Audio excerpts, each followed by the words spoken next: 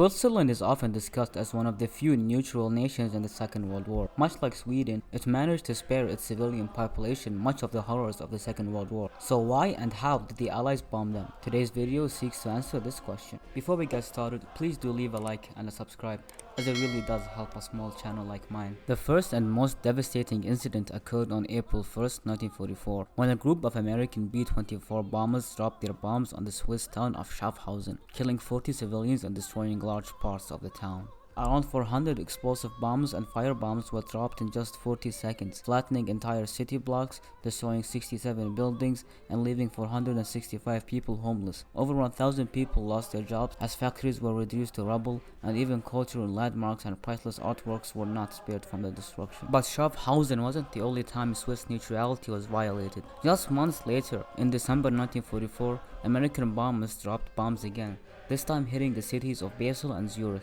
Though the damage wasn't as catastrophic, the shock ran just as deep, with bombs landing in residential areas and further fueling Swiss outrage. However, the devastation didn't just stop there. In early 1945, 3 more Swiss towns were mistakenly attacked. Though these incidents were usually smaller in scale, they still damaged homes, injured civilians, and further deepened the outrage within Switzerland, a country that had now endured multiple bombings despite never taking part in the war. So how did this keep happening? How could neutral Switzerland be bombed not once, but multiple times by the Allies?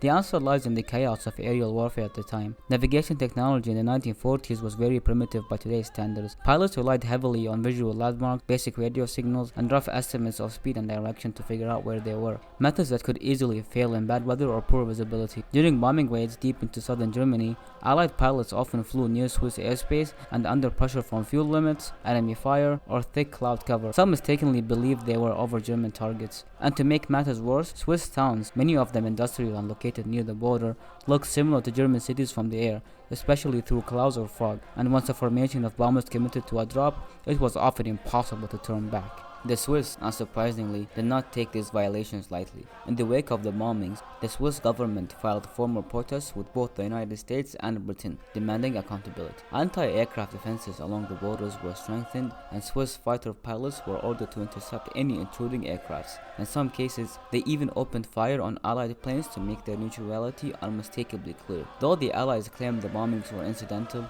Switzerland pressed for reparations, and eventually received compensation payments totaling millions of dollars. A few American pilots were court-martialed, though most were acquitted due to the confusion and limitations of wartime operations. But the damage had already been done. The repeated bombings of a neutral nation forced the world to confront an uncomfortable truth. In a war as vast and brutal as World War II, even those who stood aside were not always safe.